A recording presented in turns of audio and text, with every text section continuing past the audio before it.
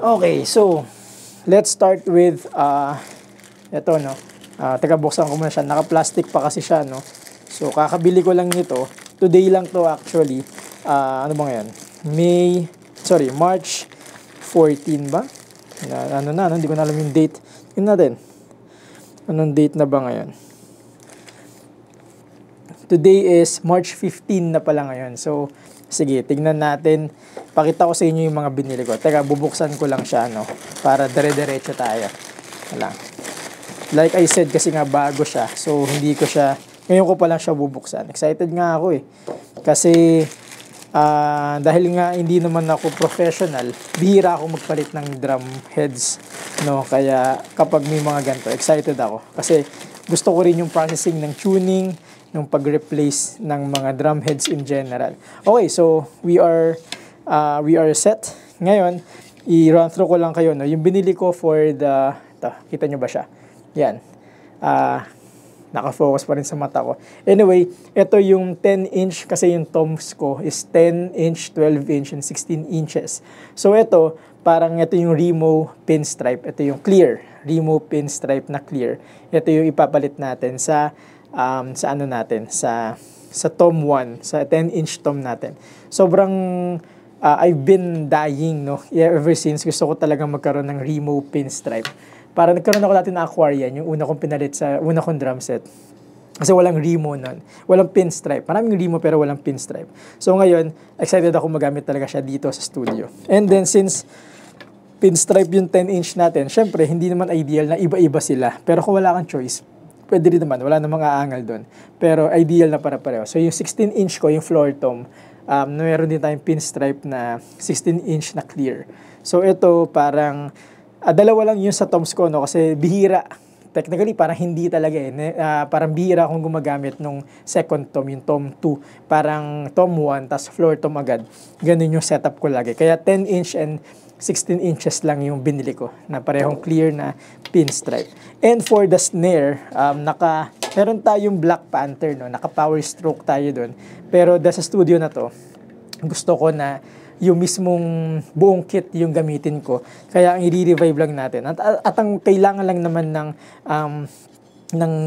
parang, ano ba tatawag dito? Ng rehashment, ano ba tawag doon? Tawag lang naman ng makeover is yung kit snare natin na 14-inch, no? Ito siya. Ito yung controlled sound ng Remo pa rin siya. Remo controlled sound na coated. Yan. So makita nyo may bilog siya sa gitna kasi black yan sa likod. Yan. So makikita nyo dyan na yun yung pang-control ng sound kasi kapag snare siya maraming overtones and whatsoever. Kaya ito yung kinuha natin. Ang plano ko talaga is power stroke. Kasi yun yung talagang gamit ko ever since sa mga una kong snares. And even prior pandemic. Kaya lang walang stocks, no? Wala silang stock ng power stroke. Kaya tayo nag-controlled sound. Maganda rin to. Ni-research ko rin to. Pero first time kong magkakaroon nito sa studio na to. So, yeah. And lastly, yung bili natin for the kick drum, pumili tayo ng Evans. No? Hindi pala kompletong Remo. Ngayon ko lang na-realize ito. Evans EMAD 2 22 inches. So ito, excited ako dito kasi meron siyang mga mufflers na kasama, no. Ito yung makapal. Tama ba? Tama. Ito yung makapal na mufflers na kasama niya. Tapos meron dito nakakabit na manipis. Tatanggalable yan, no. Detachable yan. No, parang pwede ko siyang tanggalin. Yan, no. Pwede siyang tanggalin. Tapos papalitan mo nung thick na muffler. So depende na lang 'yon. So I'll have it as it is muna. Yung manipis muna tayo kasi hindi ko pa alam yung tunog niya. First time ko din gagamit ng EMAD. This is the version 2, no, na 22 inches. First time ko rin, so excited akong gamitin din siya. May binili pa pala akong isa kasama niyan. Hindi naman kasama, binili ko siya sa Lazada lang. Ito sa JB, no. Hindi ako sponsored ng JB. Sana, how I wish na sponsor tayo. Pero hindi. Binili ko to sa JB ATC. Tapos meron akong binili sa Lazada just in case. Since nga kwarto lang naman to na maliit, no. Tapos parang kami lang naman yung tumutugtog dito na gusto ko mas makontrol pa yung sound just in case, no. Ito, bumili ako ng control rings. Yan, no. Sobrang effective niyan. Lagi akong gumagamit nito. Pero this time it's from Leo. Leo na brand. First time kong gumamit nito kasi gusto ko yung kulay niya itim. Usually clear lang siya. So gusto ko siya na kulay itim siya. Same sizes, no, 10 inch for my Tom 1, 14 inches for my snare drum, and then 16 inches from for my floor tom. So, yun. Tignan natin kung kakailanganin pa natin nito. But yeah, let's see. Tignan natin kung ano yung tunog nito. Samahan nyo ako magtono, mag-replace at magtono ng mga drum heads natin. Tapos, tignan natin how it sounds. Let's go. Pakita ko sa inyo yung condition ng current drum heads natin. So, yan siya. Parang puro siya, tatag dito, masking, duct tape, packaging tape, no? Kasi nga, yun yung pang control natin ng overtones. Tapos, pang-dampen na rin. So, yan, electrical tape. Lahat ng mga usual na pang-dampen natin. May ganyan siya. Tapos, sticky na siya. Pag hinawakan nyo yan, parang lalakit yung kamay nyo. So, again, usable kung usable. Pero, hindi na siya, for me, wala na siya sa condition talaga to give the maximum or its potential. Kasi nga, na-stuck siya na matagal ng patong-patong. So, yeah, okay pa naman yan kung sa okay. So, papalitan natin siya. Tingnan natin kung ano yung mangyayari. Nahin natin yung yung rack tom. Yung tom 1 natin. 10 inches. Sobrang ano lang to. Parang nakitambay lang kayo sa akin. Nanood ako kagabi ng mga Mike Johnston na video para ma-refresh ako dun sa tuning process. Marami pa rin ako napulot. Siguro marami ako nalimutan na. Dati kasi akong addict talaga sa drums. Kumbaga, from playing to maintaining yung drum sets, drum shells. Parang dati, inaaral ko siya talaga. So, sug natin tong ride natin for the time being. Yan, sabi ko nga sa inyo, no, isa lang yung gamit ko na rack tom. Tom 1 lang lagi. Kasi nga ganyan yung setup ng ride ko. Dati hanggang ngayon naman gusto ko to, no, na-addict nga ako kasi pupunta ako sa kwarto not to play, but to really practice tuning these drums, kumbaga. By the way, yung drum set natin is Tama Superstar Hyperdrive. Meron pa pala. No, na matte black. So, personal choice ko yan nung nagkatrabaho ako. Galing ako sa Mapex na sobrang entry level, kumbaga. So, nagkatrabaho ako, parang ginol ko talaga na magkaroon ng high-end drum set. Hindi naman to super high-end, no? But definitely not an entry level, no? Hindi naman ako super galing din. Pero, wala lang, alam mo yan. Para lang mas ma-inspire ka. Iyan, no? So, yan na siya. Parang siya, sabi ni Mike Johnston, yung natutunan ko sa kanya, parang kailangan daw, pupunasan mo yan para sure ka na walang parang dumi or kung ano man, para kasi kung may dumi siya or mga dumi or tikwas ng kahoy, parang hindi makakaupo ng maayos yung drum head, and that affects the sound. Kaya yan, okay naman siya, wala naman siyang pingot or kung ano man. So, lagyan na natin yung brand new head natin. Yan. So, ito, lagay lang natin, malinis naman siya. Ano siyang dumi. Hindi ko pa natatapos, maganda, no? Tapos sabi nga niya, kailangan yung drum heads perfectly aligned yan sa logo. Ito yung logo niya. So, yung logo ng Remo ng drum head, i-align mo din daw doon, sabi ni Mike Johnston. So, natin itong hats natin. Yan. Tapos, yun. Lagayin na natin to. Ano ba to? Ito. Yan. Diba? Yan siya. So, tapos isa-isa, lagay natin yung finger tight mo lang daw yan, sabi ni Mike Johnston. Finger tight muna, saka mo siya ito, no? By the way, maririnig nyo pala na parang naglalagutukan siya, no? Perfectly normal yon kasi nga bago siya eh. By the way, yung tawag dito sa skin mismo, yung material is mylar. So, yun yung nababanat, yung mylar. Kasi nga, parang binibigyan mo ng tension eh, dyan sa mga tension rods niya. Kaya nga tension rods siya yung nagbibigay ng tension. So, nababatak siya, kaya naglalagutukan. Okay lang yun. Huwag kayong kakabahan, huwag kayong magpapanik. Hindi sayang yung binili nyo. No, as of now, hindi pa tayo nagtotono. Kasi, there's not yet the tuning process. Parang installation pa lang siya. Yung isa ko pag natutunan kagabi kay Mike Johnston. So, right now, wala pa yan. Ganyan-ganyan lang muna. Kaya nakabit pa lang natin. No? We're making sure pa lang na perfectly nakaupo siya ng maayos dun sa drum shell natin. Kasi natutunan ko pala kahapon, no? Parang sini-CPR pala yan. Yan.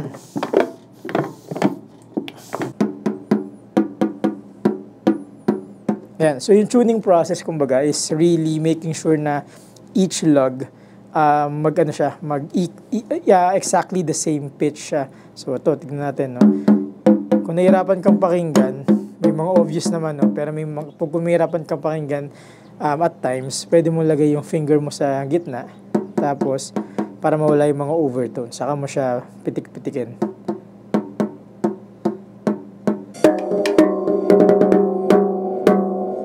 Masyadong mataas lang yan. So pwede natin babaan mamaya, pero tono muna natin ito ng maayos.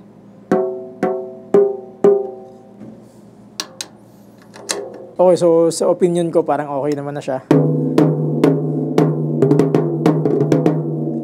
Parang siguro sa iba, relatively mataas to, yung tuning na to, pero parang trip ko siya. Mamaya, parang tinuro din naman ni Mike Johnston na after na ito, no, try mo siyang ilagay, mamaya ilalagay mo siya sa drum set, tutugtog ka, dun mo lang malalaman kung may adjustment ka pang gagawin at kung ano pa. So yeah, mamaya natin siya i-finalize. Pero for now, happy naman na ako sa tunog na to. Parang yung baba, i-adjust mo lang din siya depending on what you want din, no, na parang mataas pa ba, parang kung gusto mo pa ng mas mataas, mas punchy na tunog, higpitan mo pa yung ilalim. Pero kung gusto mo ng mas mababa naman, mas parang malagkit na tunog, yung parang alam mo yun, parang malambot, lalambutan mo, kumbaga luluwangan mo yung baba. Pero again, for now, okay naman na siya. Sa taste ko, no, wala naman tama't mali. Parang preference talaga siya. So, yun. Yung tama't mali lang is itono mo siya evenly, yung mga lugs. So, right now, okay na tayo sa rack 1. Okay na yan. Punta naman tayo sa floor tom. Okay, so moving on sa floor tom. Ganun din, no? We're just gonna repeat the process. Tanggal ng lugs. Tanggalin natin siya. Again, kakain talaga siya ng oras, no? Pero okay lang yan. Ganun talaga. Yung kay Mike Johnston, nakita ko, gumagamit siya ng power drill para sa pagtanggal lang daw. Lagi niyang inulit yun. Gumagamit lang siya ng power drill kapag nagtatanggal. Pero kapag lalagay na ng bagong heads, nagkakabit na, hindi siya nagamit nun. Kasi nga, hindi mo na makokontrol yung tension nun. Pero pag nagtatanggal din mo, para kumakain siya ng oras. Kanya, hindi Okay, so tanggalin natin. Okay, so we're just gonna repeat the process. Sabi ko nga, parang hinihimas niya ganyan yan si Mike Johnston. Making sure na okay siya, na wala siyang mga tikwas-tikwas, dumi-dumi, at kung ano-ano pa. Kasi nga, dapat as even and as flat as possible para pag upo nung skin, yung drum head, talagang maganda yung lapat niya. Talagang nakapatong siya ng maayos sa drums. So yan, okay naman siya, wala naman siyang bukol or kung ano man. So yeah, lalagay na natin yung ating bagong drum head. Yung may nag-comment pala dun, sabi niya sarap daw amoy nito. Try natin. Sakto lang, okay lang naman siya.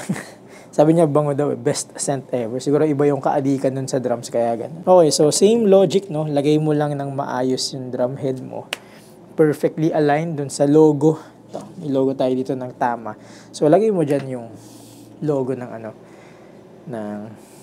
ng Remo. Yan. So, lagay mo lang na ganyan. Sorry, di ko pala napunasan. Baka okay yung drum shell, pero etong ano yung may problema. Itong head. Wala naman. So, sige, lagay na natin ganyan. Yan. Perfectly aligned.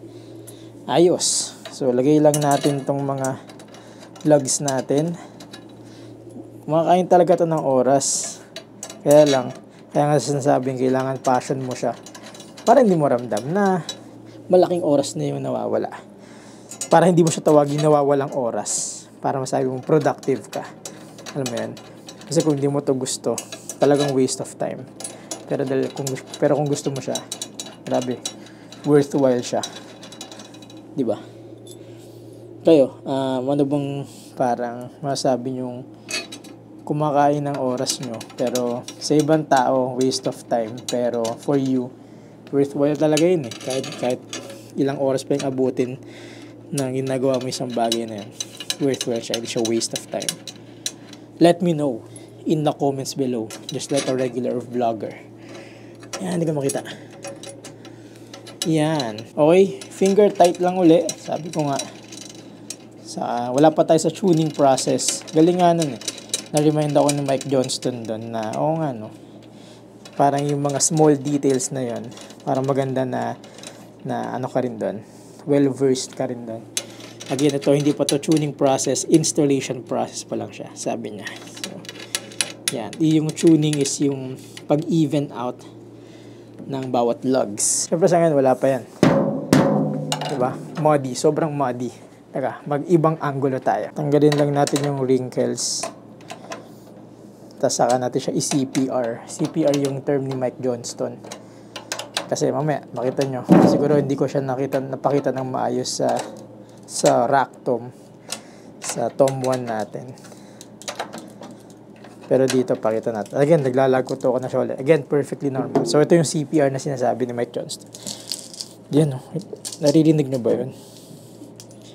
Kailangan ko rinig nyo yun, no? Pero, dapat daw ginaganto. Actually, hindi ko nga alam na okay ito eh. Parang ako, natatakot nga ako sa totoo hanggang ngayon. Natatakot akong gawin siya. But yeah. Pero mas intense pa nga yung ginagawa niya. Pero syempre, Mike Johnston yun. Mas alam niya yun kaysa sa atin. So, yan. So, mas nabatak na nga naman siya. Kanina, sobrang daming tunog niya.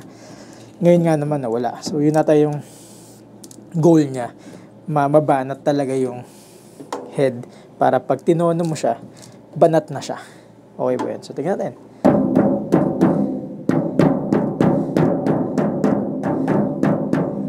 Bato, ano lang. Parang maganda na nga, oh. Konti na lang. Oh, ganda na nun.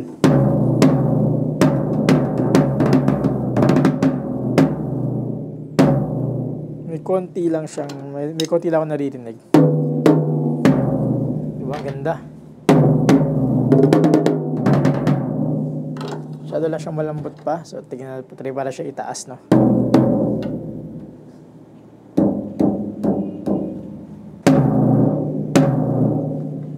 I'm actually happy with that, no? Konting overtones lang.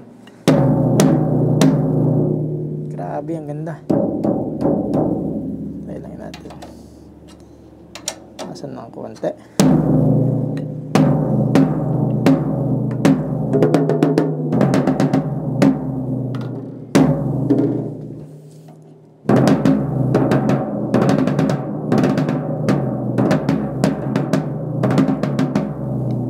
Okay, so far, parang happy naman ako sa tunog nung floor tom and saka nung tom 1 natin. So, balik lang natin sila sa mga posisyon nila. Tapos, tapos ituloy natin yung tuning, no?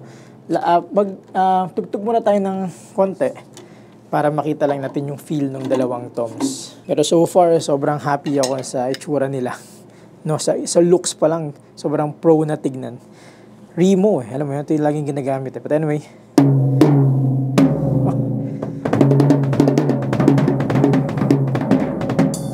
again, no, wala pa yung mga mufflers or dampeners.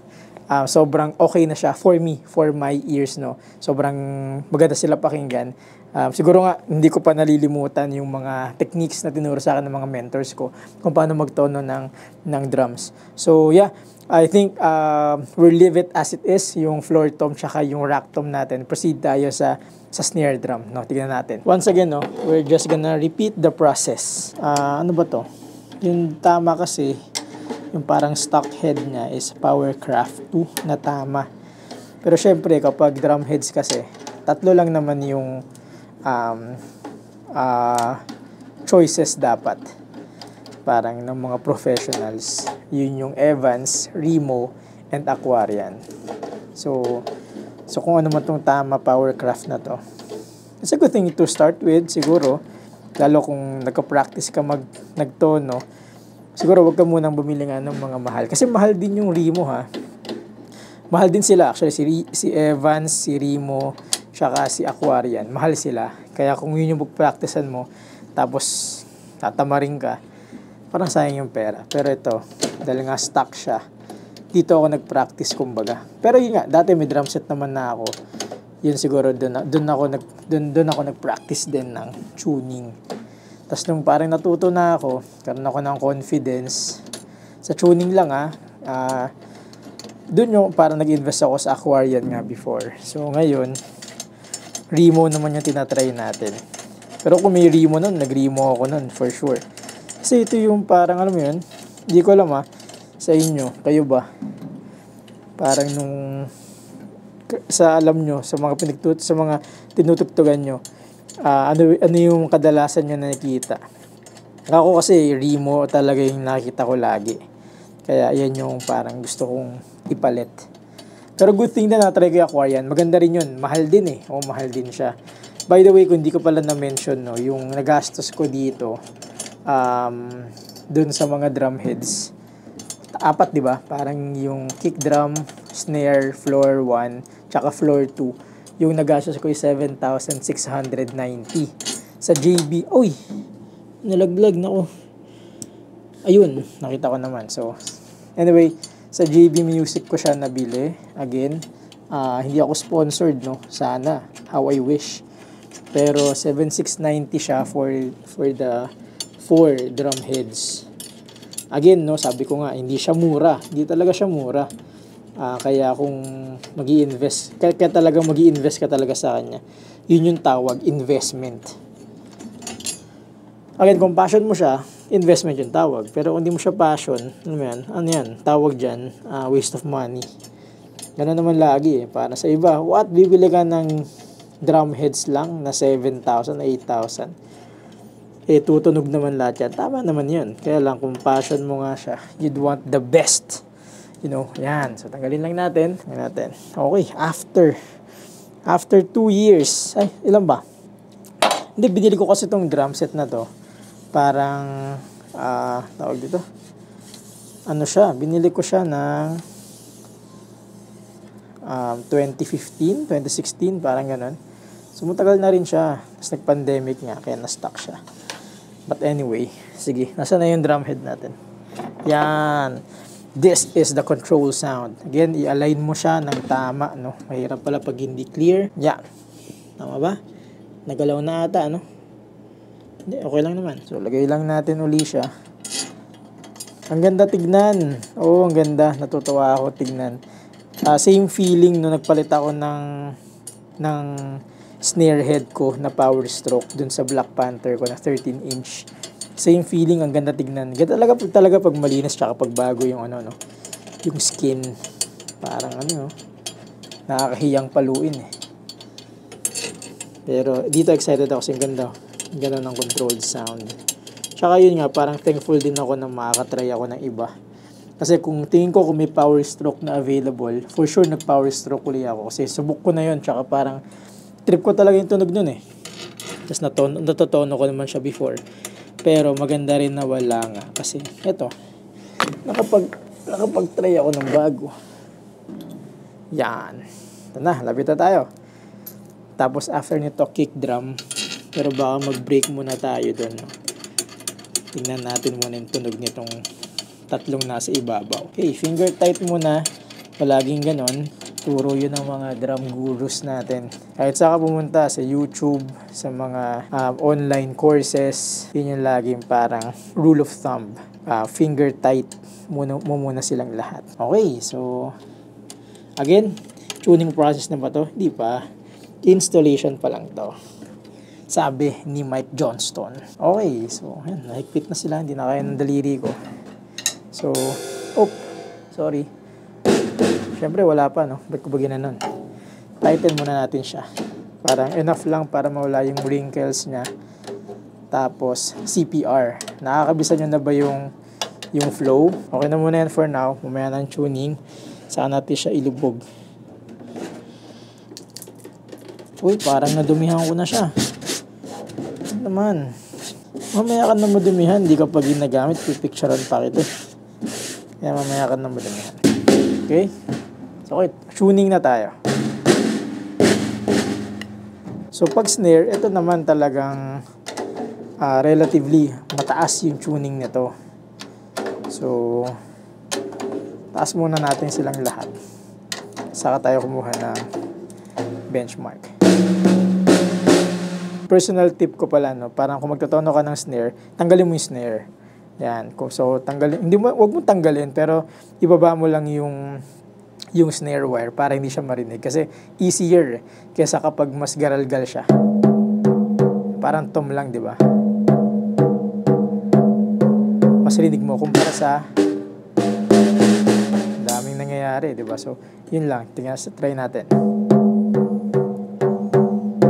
Mas rinig mo kung ano yung wala sa tono, kung magkakaiba sila or magkakalayo. So, yeah.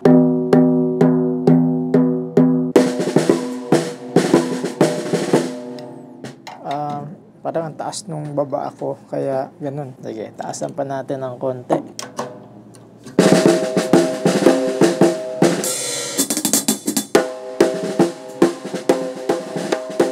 Parang natataasan ako sa resonant side.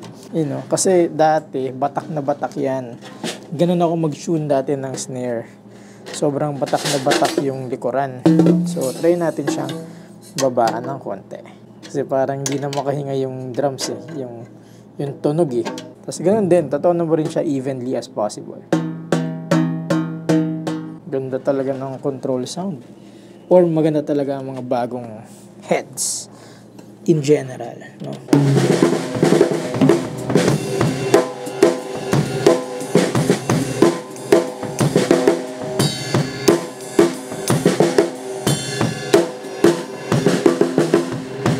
Tapos ano yung ano ko? Tingnan natin ha. Kasi parang okay na ako sa tunog niya. Masyado lang talagang malakas. So tignan natin kapag nilagyan natin siya ng dampener. Huwag naman yung big fat. Cheat code yan eh, cheat code. So try lang natin tong binili natin sa Lazada na Leo. Ano ba? Leo? Hindi ko alam. First time ko actually silang narinig. Ito pa, no? Kaya siya maganda. Kasi black siya. Ano yan? Ang neutral, oh. Uy, pwede na.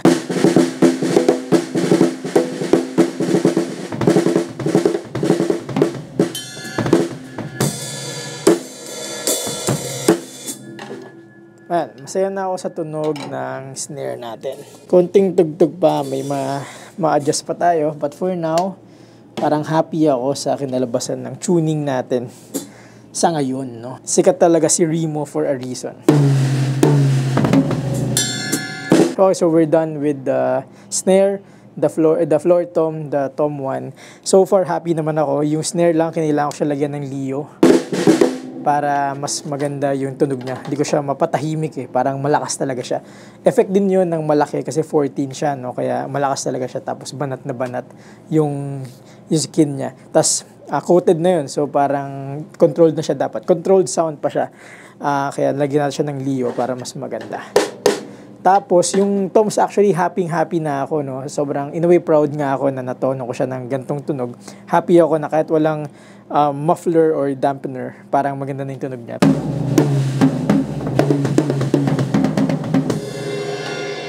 Siguro yung floor tom lang kailangan ng konting taas, pero okay na muna yan for now. Pero tignan natin kapag may Leo siya. Again, salamat sa Lazada, no? At may mga ganito. Yun yung maganda dito sa Leo na hindi yung intention ko dahil black siya. Parang ganda tignan sa drum set, no? Ha!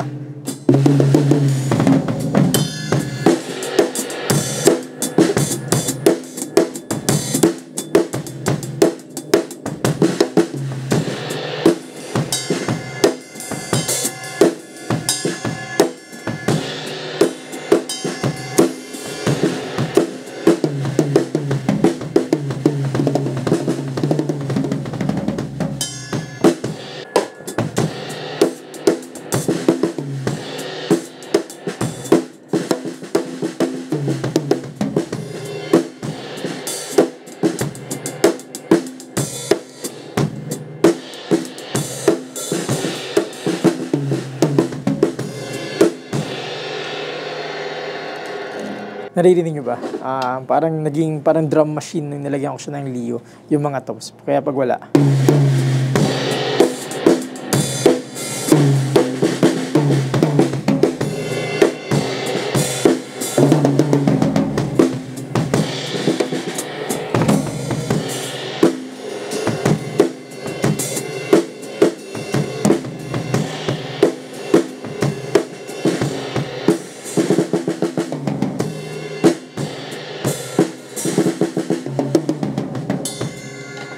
Okay, sige, palitan na rin natin yung kick drum para lahatan na, no? Sug natin to. Again, sobrang happy ko sa kinalabasan ng snare, toms natin. Super happy. Super expectations met with the Remo. Fun fact pala, no? When I tune my bass drum, kahit di ko na nga kailanganin ng drum key. Kasi when I tune my bass drum, technically, I don't do pala, mali pala yung term ko, no? Hindi pala exactly the same process. Kasi yung kaibahan dito, not really as tedious as the floor toms, as the toms and the snare. Si bass drum, finger tight ko lang to. No? Hindi ko siya masyadong ginugulo. Woo! Uy, ayun, yung sinasabi nga, ito, ang dami niyang dumi. Actually, bago ko bilhin yung Tama Superstar na Hyperdrive, inaral ko din talaga siya. Kaya, ngayon, na-amaze pa rin ako how beautiful it is. Nasaan na tayo? Ayun, yung EMAD. Again, yung kagandahan ng EMAD, ito yung pinakamahal. Kasi syempre, siguro siya yung pinakamalaki kasi. I don't know. Yung kagandahan ng EMAD kasi, ano siya, yung meron na siyang kasamang muffler. Ito nga, yung hawak ko. Isang makapal, isang not so makapal. Tas detachable siya anytime. Pwede mo siyang tanggalin. Galing, di ba? Galing nung idea. So, dito tayo. Evans. Ano ba? Evans ba? Evans.